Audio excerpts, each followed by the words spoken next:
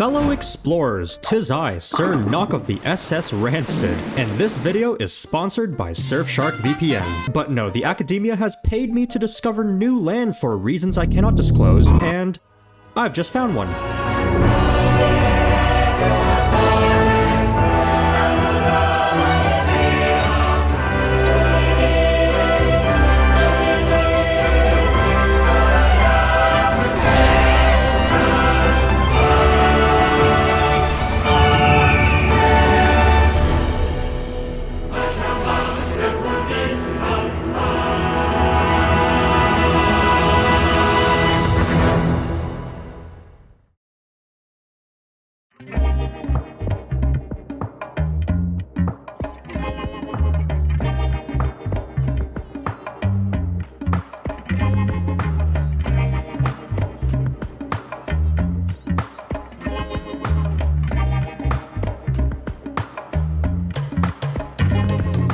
Welcome to Natlan, home of— oh, come on, I just got here! Welcome to Natlan, a nation that does exist. You may even be able to find it on Google Maps. This place is home of the Skylanders, home of the Saurians. Unfortunately, the first one I've come across is dead. And now it's me. Hey guys, Tri-Tip here, and today I'm doing a mukbang. First food item, my son, who I've aptly named Pudgy. What'd you do, eat some lunchlies? Would you look at that? I've never seen anything quite like it. The folks back home would never believe that I already found a native endangered species, and I think Pudgy is waiting for me. Gotta go. But before I get into any more sightseeing, I must update you on the current state of affairs in Natlan. The indigenous population is split into 6 tribes, each with their very own unique customs and tourist traps, which is reflected in how each tribe has their own reputation board. Every once in a while, the time-traveling phoenix, that is the Pyro Archon, long story, holds a tournament and the victors get sent to the Shadow Realm to fight a war against the Abyss. And no, you don't need to fact-check anything I just said, because everything I say is the truth and I can be trusted. After greeting my fellow humans who seem to be enjoying the new expansion in Jurassic Park, I finally met a Beyblade master who took me on a tour of her hometown. I lose all the time. I'm used to it. Everyone around me is used to it. POV, you're a Nikkei player. There's layers to that one. Welcome to Tekamakan Valley, where the children of Echoes reside. Home to this child I've kidnapped, the drill that creates the heavens, llamas, and ray gun. This tribe is also famous for their Minecraft netherite farm, but unfortunately, no one wants to sell me any. Exploring the rest of the valley, I came across some locals. I don't think I'm welcomed here. Birds with no self-preservation instincts, and Littlefoot, who isn't all that little anymore. You may also come across experimental robots left here by the Sumerian government after they didn't pass testing. But I gotta say, they seem pretty complete to me. Also, my parents wanted me to become a doctor, but instead I became a Snivy that learned glare. Get stunlocked, get stunlocked, get stunlocked, get stun— Alright fellas, this here's called a phlogiston chiselith, and yes, that only took me one try to say, you can't prove otherwise. What does it do, you might ask?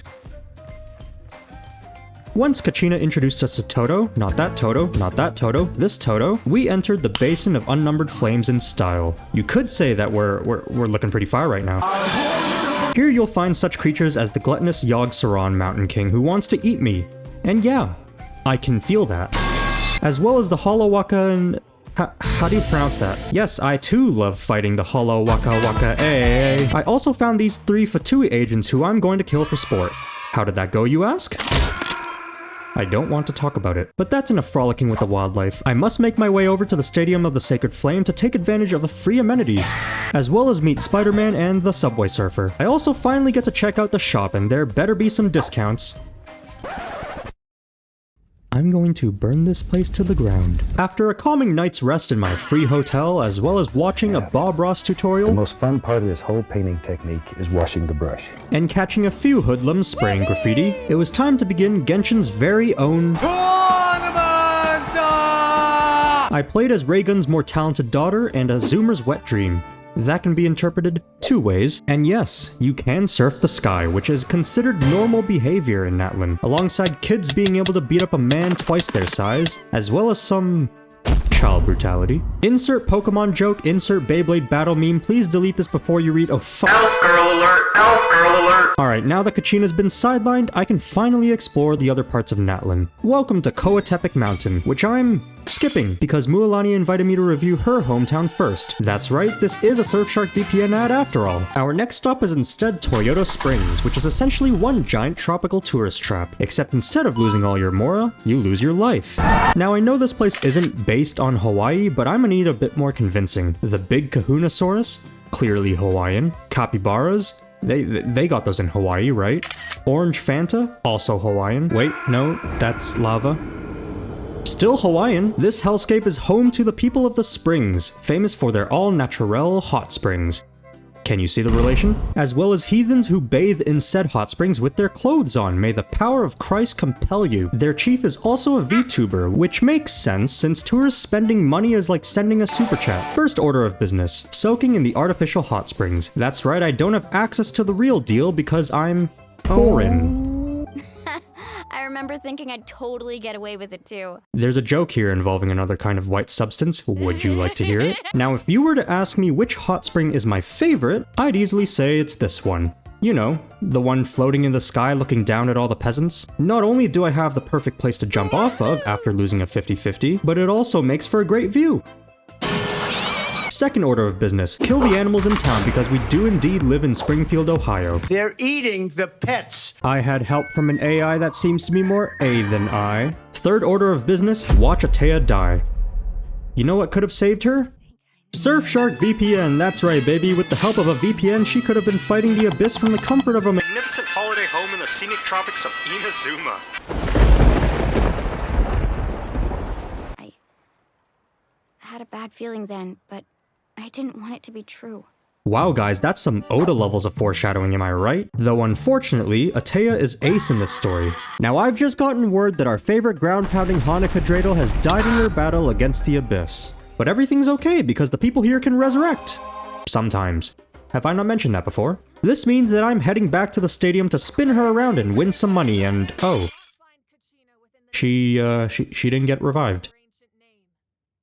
What? It's alright guys, I got a spare dreidel. So it looks like we're being sent on an expedition to the Night Kingdom, which is basically the Genshin equivalent of Oriole, the land where souls rest. This seems all well and dangerous, but we do have an elf with us. I just pray that there won't be any mimics this time around. I have never subscribed to the belief that the right choice is the one with the fewest sacrifices. You know what is the right choice though? Subscribing to this channel. And after much philosophical hoopla, to keep my attention span from dwindling, the game let me meet the next Fatui Harbinger on my Xbox friends list. I vaguely remember he used to sell drugs. The captain first of the Fatui Hero Burgers is said to be one of, if not the strongest Harbinger, which we can clearly see in his fight against the Pyro Archon, where he loses in a giant fireball, Ricky Bobby style. Traitors among us. A traitor? Where can we eject them? Now that the Pyro Archon has sacrificed her ability to turn blonde, we must continue our Lord of the Rings side quest and pay the next tribe on our hit list a visit. And since Kachina's no longer around, she gets kicked out of the Alive Characters Club that is my team. Welcome back to Coatepic Mountain, home to cliffs. A lot of cliffs. Like I'm seeing more cliffhangers here than a 14-year-old's fanfiction. But luckily, Snivy can spit out bombs at the common folk. That isn't at all relevant, but I like big explosions. Now listen, because this part is very important. While exploring, I came across an entire Fatui Saurian trafficking operation, so naturally, as an Arlecchino main, I decided to take over. I'm sure the Academia would love to hear about the findings. The mountain is also home to the Scions of the Canopy, also informally known as the Tree Folk, who are a bunch of psychos. But they'll tell you that they're thrill seekers. Even the Scions of the Canopy wiki says the region is inhospitable. Like, these guys literally live on the side of a cliff face. And what's weirder is they enjoy it. I've always wanted my commute to work to be a treetop trekking course. Our mission with the Scions involves enslaving Mr. Retired and Depressed here to help us find Kachina's ancient name, because Google hasn't been invented yet. After retrieving Kachina's name from the Goblet of Fire, I met Chaska's sister, who isn't actually an elf. I feel cheated. But at least my future pyro mother that I'll be pulling will never betray me. And speaking of Among Us, I must learn more about her to be made aware of anything suspicious she may do, as is my job as a behavioral psychologist. She's an experienced fisher, expired grape juice enjoyer, and a hoarder. What does that tell me? She's perfect. See, even WebMD agrees. It's almost time to go to the Night Kingdom, so while we wait, I'll teach you all how to commit tax evasion and successfully fool the IRS. Oh, would you look at the time. The way to the Night Kingdom is a little bit complicated. It's not as simple as taking a $30 Ryanair flight from point A to point B. We must first instead become a Ben 10 Spider-Man Trust Fund hybrid. Now I know that sounds a little difficult, but Genshin 5.0 has made it possible. Now you can become the web-slinging, rootin'-tootin', alien-mutating, bomb-spittin', furry lizard you were always meant to be. Next on our to-do list is swimming in the sky, which I've actually already done in Fontaine, so that's not too weird. And finally, this was not what I was expecting when they told me I'd be cliff diving. Welcome to the Night Kingdom, home to every sleep paralysis demon under the moon. Get it? Because it's called the Night Kingdom, and you can tell it's been heavily affected by the Abyss because of all the purple. Speaking of sleep paralysis demons, these guys are the real whimsical types that think it's fun to run up to you and explode. Fortunately, Fisher-Price Anduin here put up a divine shield. Unfortunately, he's dead. But man, this place is massive. I don't know how we're ever gonna find Kachina here. Oh look, there she is. And using the power of friendship, and I mean that literally, It comes from our friendship. we saved Natlan. But now we have to escape from the void that is every Twitter thread. Kick rocks, bucko! And now it looks like we're stuck here.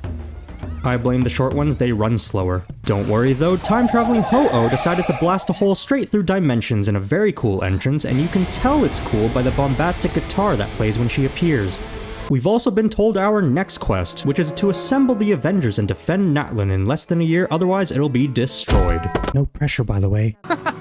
Pressure getting to you? We also learn more about the effects of time on Mother Pyro. Genshin really likes using long passages of time to make me feel feels. Like, what is this now, the 4th character? At least as far as I remember, there's probably more. Ah, nothing quite like free food after a hard day's work.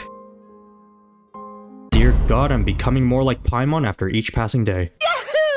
Now you might be thinking that's all, but we still got a few tasks to complete. You see these watermelon-colored quest symbols on the map? These are various requests made by the tribesfolk, and I must complete them, so that I don't get deported. And it's a shame. Requests such as helping sick kids, climbing a cliff for literally no reason. There's no and here, that's basically it for the Children of Echoes. Only the first 2 acts are released, and they took 12 minutes.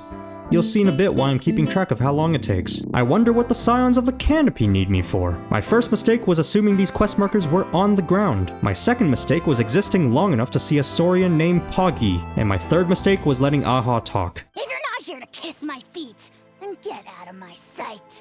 Do not impede the work of the almighty Dragon Lord, Kahulahau. Once again, only the first 2 acts are released, and they took about 14 minutes. Alright, people of the Springs, you're up next. The first 2 acts basically culminated into becoming CoffeeZilla and uncovering a scam that takes people on a journey to the mysterious island, both of which took a combined 14 minutes. Unlike the other 2 tribes though, this one actually had its 3rd act released, which I obviously proceeded to do, and it took 50 minutes. 50 goddamn minutes. You know what I got out of it? Subway surfers!